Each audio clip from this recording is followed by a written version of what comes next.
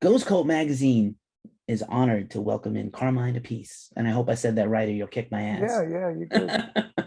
Yeah, you're lucky you're not talking to my brother. Then it'd be I kill me. He I killed know me. it's so confusing We still. we were I wouldn't say we were breaking chops, but we laughed about it. I saw you last. One of my last things before everything shut down was Drum Wars in New York City, and you're about to have another one, Yeah. which was one of the best things I've ever seen. It was so fun, and you Oh, guys are thank you. so hilarious together. Like, not just Yeah.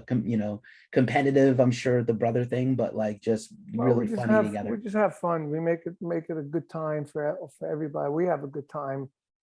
It's only right that the audience should have a good time. Oh, there's my Indeed. dog. We love the dogs. It's okay. First off, making sure you're well, your family, your brother, your friends. It's a tough time out there, and we lost so Yeah, many yeah, people. everything's good. Everything's good. We never had no none of our family had COVID or died from COVID yet. So we're all being pretty careful. Everybody's got the vaccine and all that. And some people think that the vaccine is going to kill us. I mean, there's so much crazy stuff going on here. I even had somebody sent me, I won't say, but he's a well-known musician that we all know. And he thinks that the whole thing with the towers going down and 9/11 was a film made by the government, that nobody really saw the planes go in there. Ah, Come on. I mean, heartbreaking. I was there. Yeah, I know people that saw the plane yeah, fly into the building, yeah, and they're trying to say it was like yeah. a computer generated plane that flew into the building, never really flew in, and the government blew up the building. I I thought, get it how when the confidence is stupid can you shaken by be? people. And this is a When, smart guy. yeah, How it's stupid can unfortunate. everything, anti-government. Yeah, I get 20 it. years Come on, as of man. tomorrow, I always never abuse the victims of terrible tragedies, especially one that befell our Yeah, nation like horrible. this. You got to really get yourself together. But anywho, um, Anyway, so New let's move Yorkers on. like us, we'd feel especially sensitive about that, of course. But Yeah, yeah. I'm really glad to talk to you on this occasion on a positive note about the brand new Vanilla Fudge single, "Stop in the Name of Love," the wonderful cover of the Supremes. It has been a tough year with the loss of Tim, a hero to me, a hero to many, your friend for many Yes. years. This song is incredible, as usual.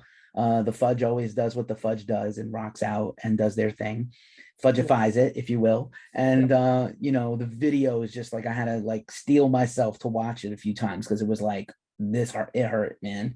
It was really Yeah, I know. emotional. It brings a tear to your eye. Yeah. As does the side B, the the tribute to Tim. Yeah. Even when I listened to it and I knew it, my girlfriend, my wife, I've been with her 18 years.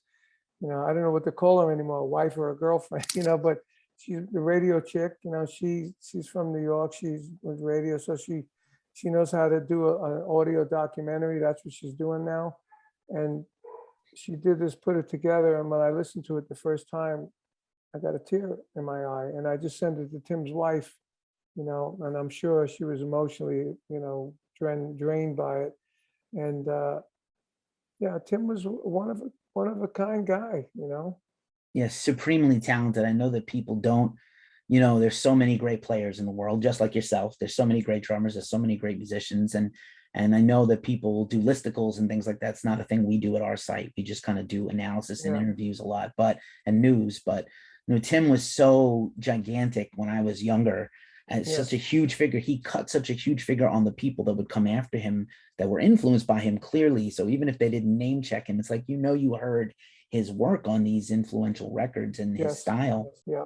And he was, I remember when Tim used to play and bang his thumb on the bass and pull the strings. And Larry Graham said he saw Tim do that, and that's where he came up with that funk thing, that boom bop bop, all that.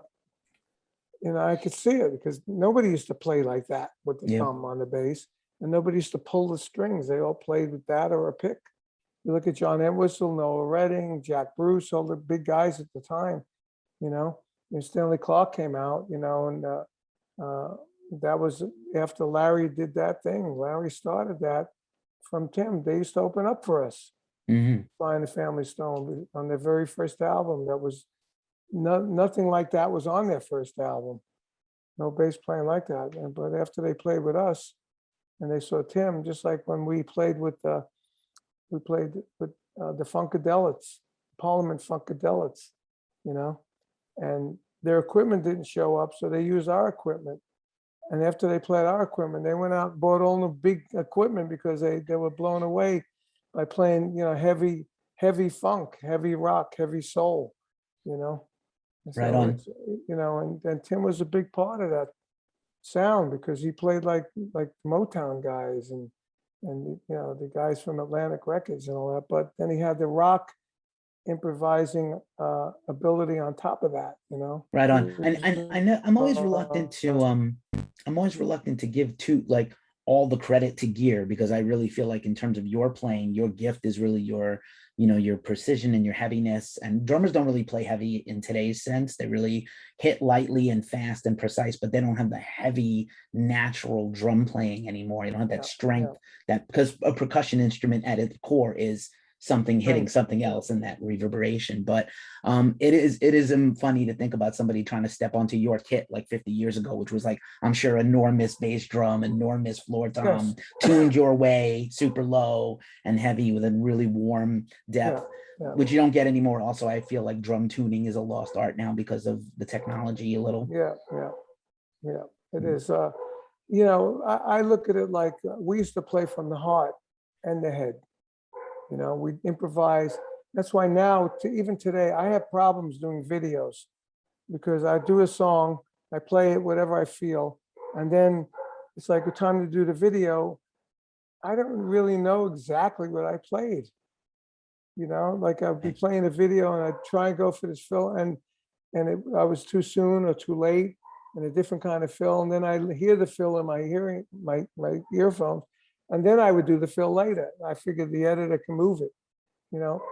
But even so, I never do the same thing twice, even live, you know. I never played live exactly like the record. We play it very similar, but we leave space for improvising, you know. But today, you know, you know, the drummers, you know, they play exactly the same thing, exactly the same time. Every song is exactly the same as the record, you know, which, I mean, it's an art in itself, but I don't care for that myself. Gotcha. Yeah. I think that's also the beauty of the Fudge, man, is that it's so, the albums are, you know, mind blowing, but live, or just when you just hear on repeat listens, it's like, you know, any other great band, I hear things now in the Fudge records that I didn't ever picked up on before. The same with like Floyd or Zeppelin or Yeah. Sabbath. Like I'm hearing nuances and things because recording is not the same anymore. And you What do guys you did. play?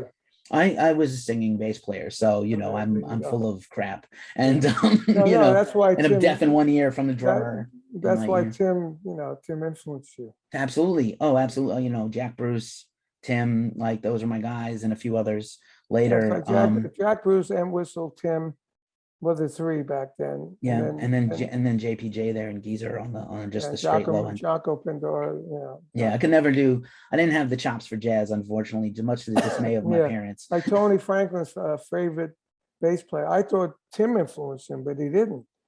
But he influenced Jaco Mm, by Jaco, and Jaco was influenced by Tim. You know, so it goes down the line. So when I first played with Tony, I thought he played very much like Tim, but with fretless bass. You know, but he held the groove a little more. You know, but when he went out, he went out. But when he came back, he came back. We used to tell Tim, don't play so far out all the time, because people, when you're playing so far out all the time, people don't realize how far out you are, you know, unless you got somewhere to come back to show this is how far out I was, you know. So he said, no, that's an interesting concept. So he started doing that more. Like on this track, he had stage 4 cancer, and he was dying basically, and he wore his pajama bottoms because he hasn't left the house in ages, and he came out to, you know, Jorgen Carlson, who's a great bass player with Government Mule.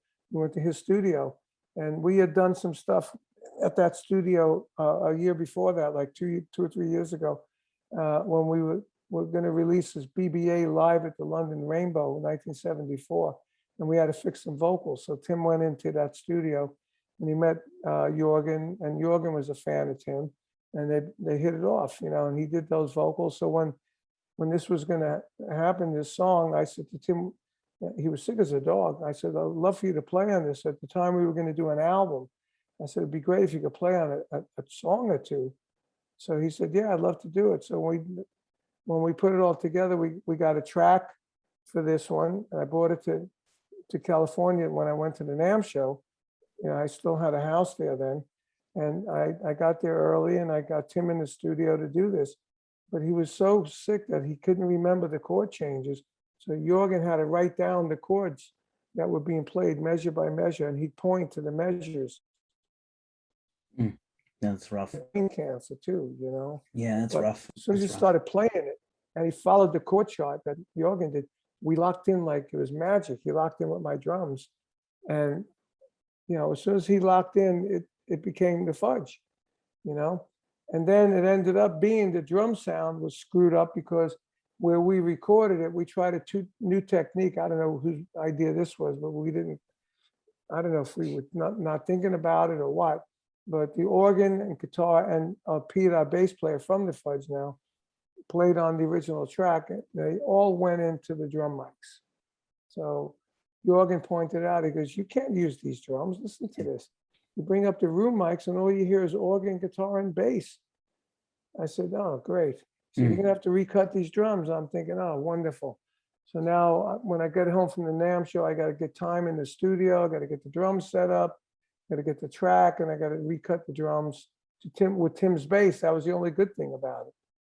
And then about that time, COVID started. So that was the end of that idea. So we had our house up for sale in Connecticut. But me and Leslie lived there in Connecticut and Manhattan. And I had already sold my house in LA by now. And I said, well, we're going to buy a house here. We bought this house in December of 2019, and it had a guest house. I said, well, when we get there, I'm going to put a studio in the guest house so I can record like my brother Vinnie does. He's got a studio in the house. So, so I had Vinnie build me a system, and he just got it in the mail again today because my system blew up with some lightning, And Vinnie's a computer geek. So he built the whole system. He built the computer, put in Cubase, got the Focusrite in there, the inputs and everything, recorded on it, set it up, then put it in the mail, UPS, and sent it to me. I set it up like I'm going to do tomorrow with him on the phone, make sure I'm plugging everything in right. And I started recording. But I didn't start immediately on that track. I had some other stuff, which is this album I did with this guy, Fernando Perdomo. It's called Perdomo, Appice Perdomo Project or app, and I started recording with him thinking I could learn how to record on my studio doing this project with him. So that's what we did. We started sending stems back and forth. And when I got into about maybe, 8 tracks with him, I got my Cactus bass drums to Florida, 1970, and they sound great. So I put them up. And once I did that, I knew that this was more of the sound I needed to get for the Fudge. So then I put the drums down with Tim, and I was the engineer, so I was able to punch in and out when I didn't like something. So I built the whole drum track up, and I built it with Tim on bass. So I locked it in, Once I did that, I put some tambourine, a couple other little odds and ends we needed. Then I sent it to our mixer. And he mixed it. Once he finished mixing it, getting the sound and everything we wanted. And I basically produced this now because I started from the beginning to the end, and if I didn't take over doing this, this wouldn't be out.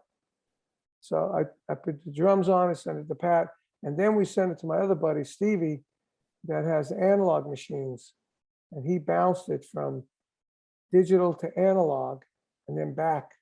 So now that gave it the analog feel. That's why it sounds warm. It really does. And I was going to just one more point about the track itself, which again is spectacular. We're going to link everything in the description of this video. People need to check this out beside the beautiful video tribute to Tim. But what I love, what really is like a surprise, is the intro with the organ and the drums. It almost sounds like an orchestral, like Yeah, well, war drums. So that's what we heavy. always done. We always Yeah. did that. We viewed Vanilla Fudge as an orchestra. Yeah. I was the percussion section, timpanis, gongs. Sometimes I used chimes, you know. Tim was the cellos and the bass. Yeah, but what do they call it? An upright bass Mm. with the bow and stuff. That was Tim. Vinnie was the strings. It was the harp, anything with strings, you know. And we always viewed that as the basis. And that piece of music was a piece of music we were putting together anyway. And we were trying to figure out which song would work with that piece of music. and we tapered this song to that piece of music, you know. And then once we got the piece of music done, and we even titled that piece of music "A Journey in Time" or something, you know. And then when we added the vocals to it, then it became "Stop in the Name of Love." But that whole orchestral beginning was, you know, the way we do stuff. Mark Stein would come up with an idea of an orchestral, his view, his theme of what it would be, and then we would add our 2 cents. So once we wrote the original piece of music, and then we fine-tuned it, we changed things so it became "Stop in the Name of Love," like the big suspended chord, and then it goes shh, just a guitar. The dynamics that the Fudge were well known for, you know, big and then nothing, you know, and then Tim playing do do do, bending the string, Mm. adding a bit of emotion to that, and then the spooky vocals coming in, you know, and then it builds up to the chorus, and then bam, it stops again, starts this next chorus, you know, and that's what we know for dynamics. And this song is like three times the dynamics break down to almost nothing, you know, and the vocals, you know, were our vocals. So this song really sounds like "Hanging On." Matter of fact, yesterday I did an interview we're doing gigs with my brother. I did an interview in Chicago, I did in Chicago, but I did Milford, Connecticut radio station, the morning show, and they played "You Keep Me Hanging On," and then they played this song, "Stop in the Name of Love," and the guy immediately said, which I always thought, "Listen to that vocal. It sounds exactly the same. How old is this guy?" I said, "He's 74 years old, but he still has everything in his vocal. The rest of his body's falling apart. But that vocal Mm. got all the emotion, all the power, all the strength, and all the soul that he's always had, and the range in his vocal too." Nailed it. And when I played it back to back for me on the radio, back to back, I said, "My God, this is exactly what we planned. We wanted it to have the same power and emotion that Hanging On had," and it does. It's pretty tight. Love it. Just briefly, what's next for the Fudge? I mean, this single is wonderful, and Well, I know you're gigs. working on so many things. Is this, what do you We think? have gigs. We have gigs. Right. I mean, this was always going to be part of the Supreme Fudge album, but COVID fixed that. So now we don't really know when we'll be able to cut that album, because I'm the only one that has a studio in the house. I'm the only one that's uh, that knows anything about computers to do this. I'm computer literate enough to record and become like my own engineer for my own stuff. But nobody else in the band does, you know. Mm. So we need to go to a studio. Considering me and Mark Stein live in Florida and Vinnie and Pete live in Jersey, it's a problem. So our next thing is gigs. We've got a bunch of gigs in October and November, which we're playing Sony Hall 2 nights with Robbie Krieger and Vanilla Fudge. We're doing out in Long Island. We're doing a Suffolk Theater in Long Island with him and a few other gigs around there. So we got about, I don't know how many gigs it was, maybe 8 or 10 gigs with him. And plus I got 3 gigs with Cactus, which in the Midwest. And then I got 4 gigs with my brother. So all total for me, I have close to 20 gigs between now and the end of the year. I'm supposed to be booking more gigs in Florida in December for Fudge and Robbie. So we'll see if that happens. Wonderful. But that's it, just doing that. And I personally am working on a new King Cobra record with Paul Shortino and that band. And I got a 25th anniversary Guitar Zeus box set coming out Yes. in November I'm with stoked. three new tracks, with Tony Franklin on every track.